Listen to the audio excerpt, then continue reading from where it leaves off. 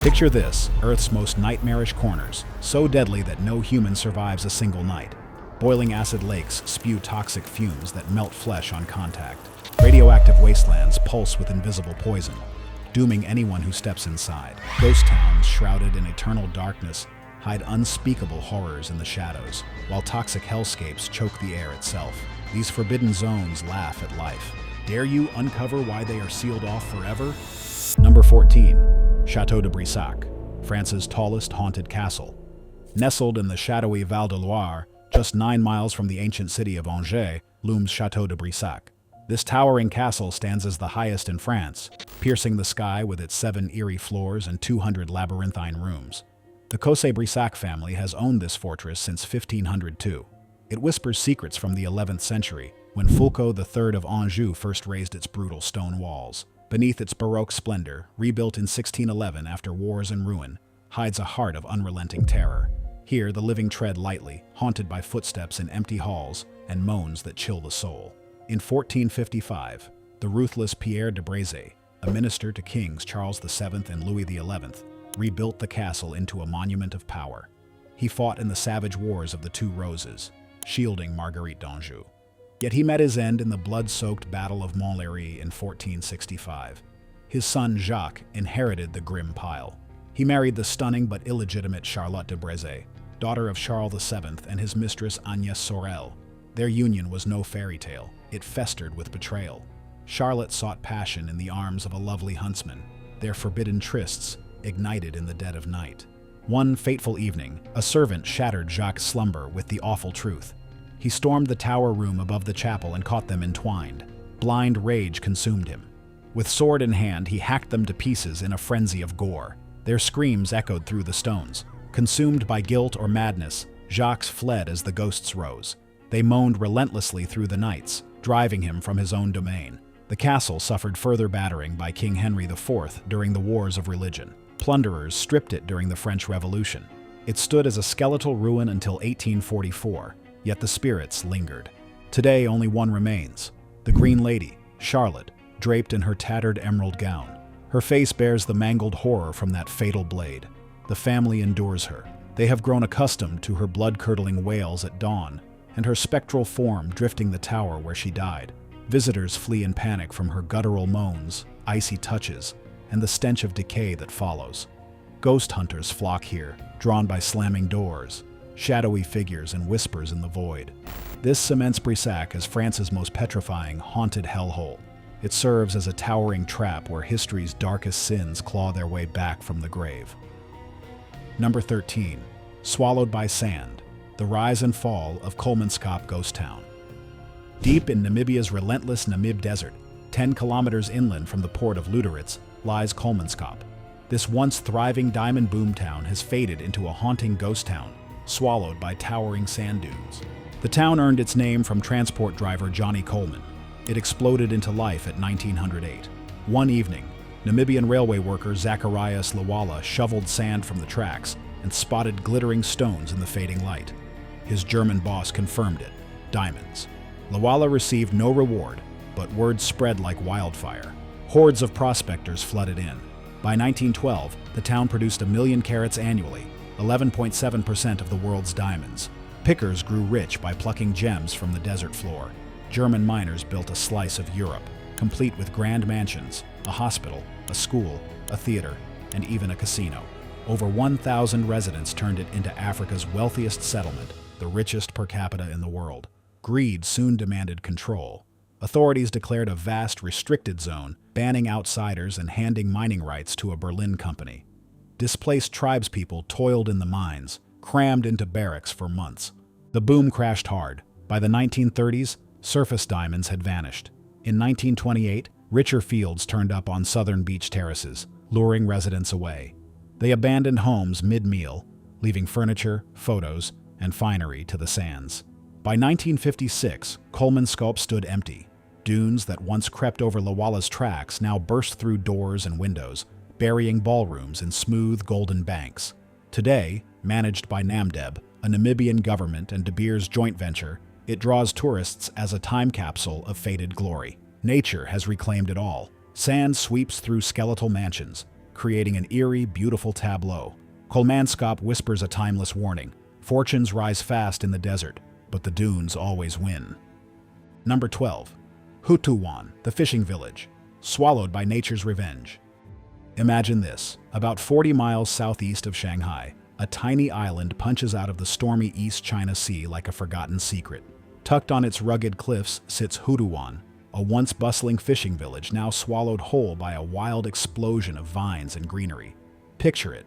Colorful houses draped in thick emerald blankets, roofs caving in under the weight of nature's revenge, and empty streets twisting like veins through a ghost town frozen in time.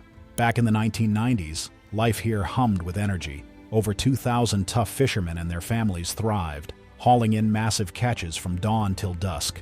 Laughter echoed from packed homes, kids chased each other down dirt paths to the bustling port, and the sea fed their dreams.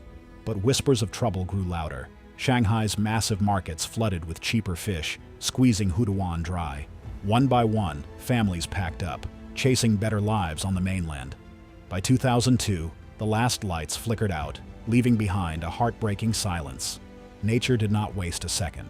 Vines snaked through cracked windows like curious thieves, grass carpeted floors, and trees burst through walls as if reclaiming stolen land.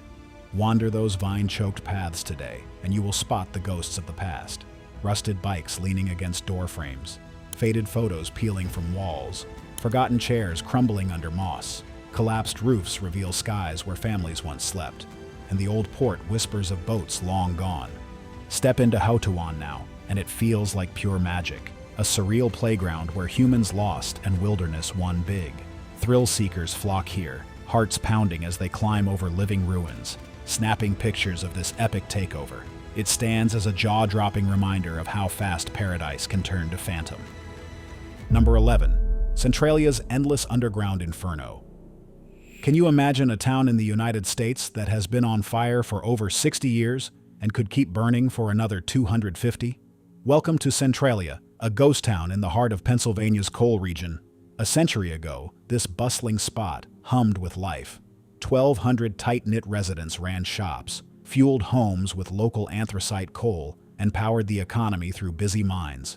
But today, its streets lie abandoned. Smoke drifts from graffiti-covered highways, buildings crumble into ruin, and the ground steams with deadly heat. It all started in 1962, when a small fire in a nearby landfill ignited an underground coal seam. Flames raced through a maze of abandoned mine tunnels snaking beneath the town.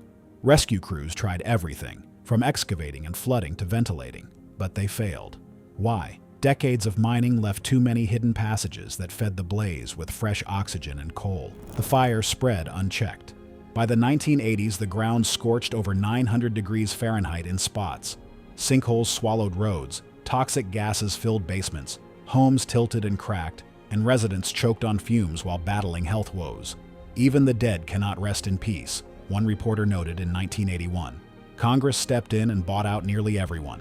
In 1992, Pennsylvania condemned the town, erased its zip code, and evicted the last holdouts, except 7 who fought in court and stayed. They are barred from selling or passing on their land.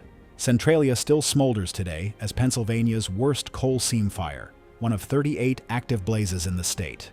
Experts warn it could rage for another century. Once a mining boomtown, it now serves as a haunting warning. Nature reclaims what humans ignite. Number 10. La Isla de las Muñecas, Island of the Creepy Dolls. Imagine stumbling upon an island where hundreds of weathered dolls dangle from twisted trees like silent sentinels. Their eyes stare blankly, their limbs twist in eternal agony. Chills race down your spine before you even hear the tale. Welcome to La Isla de las Muñecas, the Island of the Dolls. It hides in the misty canals of Mexico City's Xochimilco borough. Our story begins with Don Julian Santana Barrera. This man abandoned his wife and family in the mid-20th century. He vanished into isolation on a forgotten Chinampa, a floating island on Lake Xochimilco.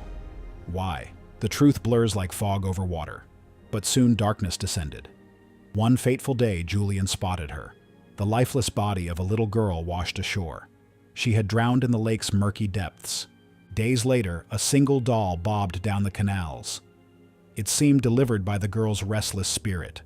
Haunted, Julian hung it high in a tree, a desperate offering to calm her soul. But one doll was not enough. For the next 50 years, this solitary guardian scoured trash heaps and canal currents. He salvaged dolls by the hundreds. He strung them everywhere. Some pristine, others decapitated, limbless, rotting in the humid air. The island transformed into a nightmarish gallery, whispering of grief and madness. Was Julian gripped by delusion? His own family doubts the girl's existence. Did he invent her? Did he hallucinate her? Or did he simply stumble upon tragedy? One thing remains certain: his life became hers. And in the creepiest twist, Julian's own death mirrored the drowned child's. They found him floating in the same cursed waters, forever bound to her ghost. What haunts you most? The dolls or the man who loved them? Number 9. Dallol, Earth's most dangerous point, gateway to hell. Deep in Ethiopia's Danakil Depression lies Dallol, one of the planet's deadliest hotspots. This toxic, alien hellscape hides brutal danger beneath its beauty. In the Afar region, this hydrothermal nightmare plunges 125 meters below sea level. It claims the title of the hottest inhabited place on Earth, with scorching average temperatures that turn every step into a survival test. Blistering heat routinely tops 50 degrees Celsius, or 122 degrees Fahrenheit, while poisonous sulfur gases choke the air and corrode lungs and equipment alike. Superacidic pools glow in electric greens and yellows, capable of dissolving flesh and metal in minutes. Bubbling springs spew scalding steam, towering salt pillars crumble unpredictably, and vibrant mineral crusts hide bottomless pits. One wrong move spells disaster. At the heart of the peril lies the East African Rift, where 3 tectonic plates rip apart and unleash raw volcanic fury with zero warning. Minimal rain means no mercy. The ground cracks open, fumaroles erupt, and toxic fumes create invisible death traps. Even hardy Afar salt miners risk their lives harvesting crystals in this science fiction slaughterhouse, a tradition as ancient as it is suicidal. Scientists call it Mars's twin, not for its beauty, but because only extremophiles survive here. This hints at the grim limits of alien life. For the foolhardy adventurer, Dallol tempts with surreal vistas, but its remoteness demands armed escorts and iron wills. One misstep in this blurred line of brutality, and nature claims another victim. Dallol is not just extreme. It serves as Earth's raw warning. Beauty kills. Number 8. Oradour-sur-Glane, Martyred Village. Imagine a sleepy French village nestled in the lush green hills of central France, just 2 hours north of the winding Dordogne River. Oradour-sur-Glane was a place of quiet joys. Children played in the streets, families tended farms, and neighbors shared evening chats. Life moved slowly and peacefully until June 10, 1944, just 4 days after D-Day changed the war forever. That fateful morning, Nazi Waffen SS troops stormed in like a shadow over the sun. They rounded up every soul in the village, 642 innocent people, including about 200 children. With chilling precision, the soldiers split them apart. The women and children were crammed into the town church, with doors barricaded. Then came the tear gas and machine guns blazing as desperate mothers clutched their little ones. Flames licked the walls as they fought to escape. In barns and garages nearby, the men faced torture before bullets ended their suffering. The Nazis torched it all: homes, cars, and shops, leaving the village under a blanket of ash and twisted metal. Why? Whispers say revenge for a kidnapped officer by nearby resistance fighters. Others call it pure terror, a warning shot after Allied landings shook the Nazis' grip on France. The truth faded with the smoke, but the horror did not. By order of General Charles de Gaulle, the ruins stayed frozen in time. No rebuilding and no cleanup. For over 70 years, crumbling walls, rusted cars, and scattered belongings have stood as silent witnesses. Today, this Village des Martyrs draws pilgrims, especially French schoolchildren, on sacred field trips. A single sign greets you at the entrance, etched with one haunting English word. Remember, Oradour-sur-Glane is not just ruins. It delivers a raw punch to the gut, one of France's most powerful sites. It is worth every detour to confront the human cost of war. Number 7. Lake Natron, Tanzania's deadly red cauldron of life. Imagine a blood-red lake shimmering under the African sun. The water is so toxic that it turns animals into stone-like mummies, yet it serves as home to millions of vibrant pink flamingos. Welcome to Lake Natron, a shallow soda lake in northern Tanzania, right on the border with Kenya. There, nature follows rules too harsh for most creatures. Nestled along the East African Rift, a massive crack where the continent itself is slowly tearing apart. This volcanic wonder brews a deadly cocktail. Hot springs bubble up from below, while salts and minerals cascade from the surrounding hills. With no rivers or seas to drain it away, the water stays trapped and super-concentrated with sodium carbonate and calcium carbonate. The result is a pH of 10.5, almost as caustic as ammonia. It burns skin and eyes on contact. Wander too close, and you see the eerie proof. Birds and beasts that mistakenly sip or splash meet a calcified end. Their bodies become mummified in a crusty white shell, frozen forever on the shores. This is a place where life and death collide in the harshest way. But here is the twist. Some survivors defy the odds. Tough tilapia fish dart through the brine, and 2.5 million lesser flamingos call it their ultimate breeding ground. They thrive on the lake's unique algae. This feast turns the water's red hue into the food that paints their feathers pink. In this crimson cauldron, adaptation reigns supreme.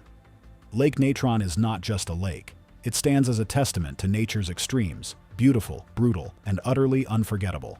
Number 6. Sanzhi UFO houses, Taiwan's cursed alien ruins. Imagine driving along Taiwan's wild northern coast.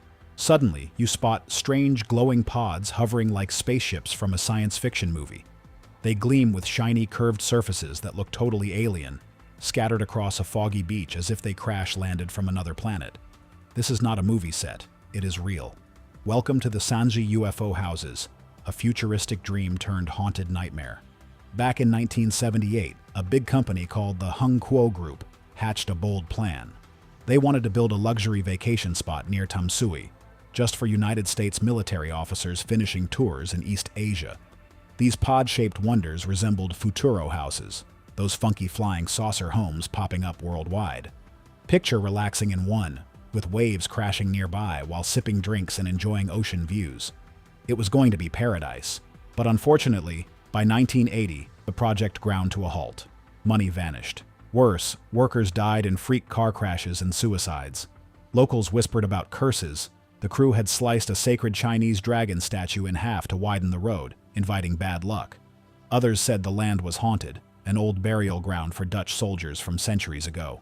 Construction stopped cold. The pod sat empty, rusting under the tropical sun, and drew thrill-seekers like moths to a flame. Word spread online.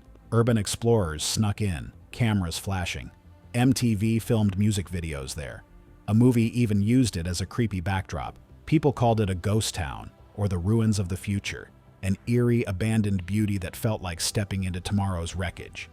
In 2008, bulldozers finally won. The pods crumbled to dust, but the legend lives on. Today, Sanzhi's UFO houses haunt our imaginations, a wild tale of ambition, mystery, and what happens when humans play with forces bigger than themselves. Number 5. Mount Huashan, China's deadliest hike and cultural heart. Nestled among China's sacred 5 great mountains, Mount Huashan stands as the ancient cradle of Chinese civilization. The word Hua in names like Zhonghua, which means China, and Huaxia, its ancient title, traces straight back to this towering peak. This connection earns it the title Root of Huaxia, a holy symbol for the Chinese nation. But Huashan offers more than history. It hosts the world's most dangerous hiking trail, the heart-stopping plank walk, known as China's #1 perilous mountain challenge. Picture a narrow wooden pathway just 1 foot wide, bolted directly to sheer cliffs more than 2,000 feet high. No railings protect hikers from howling winds and yawning abysses below. One misstep means certain death. Thrill-seekers chain up and shuffle single files, hearts pounding, as loose rocks tumble into the void. This trail has claimed lives and terrified climbers for centuries, drawing adrenaline junkies from around the world to test their nerves. Yet beyond the terror, Huashan's 5 jagged peaks deliver jaw-dropping rewards. Breathtaking sunrises paint the sky gold. Fiery sunsets glow on the horizon. Swirling seas of clouds drift below, and epic mountain vistas recharge your soul. Scattered across the trails, dozens of ancient Taoist temples whisper legends of immortals and emperors. They offer a deep dive into China's Taoist roots, folklore, and enduring history. In this elite national ARAAA tourist area, prepare for a highlight reel of danger, beauty, and ancient wonder that will leave you buzzing. Number 4. Ghost Town Echoes, the day Kadykchan died. Picture this, a silent ghost town where no child's laugh echoes, no woman shares secrets over steaming tea, and no man swings his pickaxe under the endless midnight sun. Deep in Russia's frozen Upper Kolyma Highlands, 65 kilometers northwest of the nearest speck of civilization, lies Kadykchan. This place once buzzed with 10,000 lives. The town was born in the fires of World War II. It was a classic monotown, built around one gritty heartbeat, coal mining. By the mid-80s, over 5,000 people called it home. They dug deep into the earth for their future. But then the Soviet Union crumbled in 1991, and the town began its slow fade. Folks packed up as dreams dimmed like a dying lantern. The final blow came in 1996. A massive explosion ripped through the mine and slammed the door shut forever. With government cash to help them relocate, people fled. Amazingly, even 10 years later in 2007, 200 stubborn holdouts clung on and refused to let go. But by 2010, the last one walked away. Imagine that heartbreaking moment. The final resident steps out the front door of their apartment with useless keys in hand. No need to lock it. No need to even close it behind them. Silence swallows the empty halls. Today, Kadykchan exists on maps. Its crumbling buildings and faded roads stand like frozen memories. But it is pure afterlife. No electricity flickers. No water runs. No heat warms the chill. No schools ring with bells. No shops bustle. No cinema lights up the dark. Just wind whispers through the ruins of what once was. Number 3. Death Road, Bolivia's killer descent. Imagine hurtling down a razor-thin ribbon of dirt, with cliffs plunging 2,000 feet straight into oblivion on one side, and a sheer rock wall on the other. One wrong twitch of the wheel, and you are gone, swallowed by the abyss. Welcome to North Yungas Road in Bolivia, the infamous Death Road, where every mile screams danger. Back in the 1930s, Paraguayan prisoners of war hacked this 64-kilometer beast out of the towering Andes. They forged a vital link from the high-altitude chaos of La Paz to the lush Yungas jungle and the Amazon beyond. But vital? More like venomous. Sections barely 3 meters wide snake along sheer drops with zero guardrails. Hairpin turns mock physics, while pounding rain, choking fog, roaring landslides, and waterfalls flood the path like nature's fury. Drivers cling to the left side, the safe edge, to eyeball the deadly void. The toll is gruesome. Hundreds perished yearly at its peak, with an average of 209 crashes and 96 deaths. The nightmare etched in blood came in July 1983, when a crowded bus plunged into a canyon and erased over 100 lives in an instant. Insane as it sounds, this Reaper's Runway lures 25,000 thrill chasers annually for heart-stopping mountain bike runs down its 3,500-meter plunge.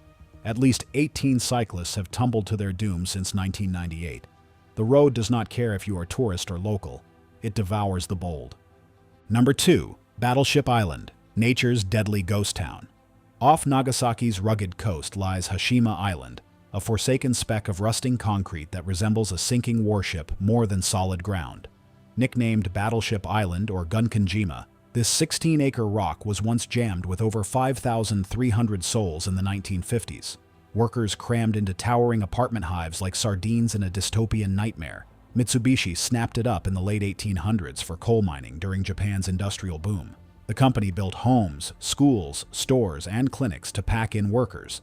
But today, it stands as a lethal ruin, battered by typhoons, corrosive seawater, and relentless decay. This makes it one of the deadliest spots humans ever tried to call home. In 1974, coal ran dry, and everyone bolted overnight. Desks still hold open notebooks, bikes corrode in weed-choked yards, and half-eaten meals rot on tables. The site forms a haunting time capsule where salty winds and earthquakes now dictate the slow demolition. Venture too close, and you gamble with your life. Crumbling high-rises shed concrete chunks without warning. Rusted rebar snaps like traps, and asbestos-laced dust chokes the air. This poisons lungs in minutes. The island's sheer cliffs drop straight into churning waves, and rogue swells have claimed foolhardy explorers. Nature does not reclaim here, it devours. Decades of bans kept it sealed, not just for this apocalyptic instability, but for its blood-soaked history. During World War II, Korean and Chinese forced laborers toiled in suffocating shafts. Hundreds perished from cave-ins, starvation, and beatings. That grim shadow lingers, turning Hashima from ghost town into a cursed monument. Lately, Japan has opened slivers for guided tours. Filmmakers featured it as a rogue lair in Skyfall. Historians and thrill-seekers flock anyway, drawn to its fortress like silhouette afloat in turquoise seas. The island appears lifeless, lightless, overgrown in spots yet barren overall. It remains a derelict vessel too toxic to salvage and too sinister to erase. Living here was not survival. It was a daily dance with death. Number 1. Villa Epecuen, Argentina's drowned town. Villa Epecuen was one of Argentina's premier spa towns. Then it turned into a ghost town buried underwater for nearly 25 years.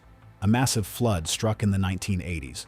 Drought finally revealed it in 2009. Today, it resembles a rusty, faded wasteland.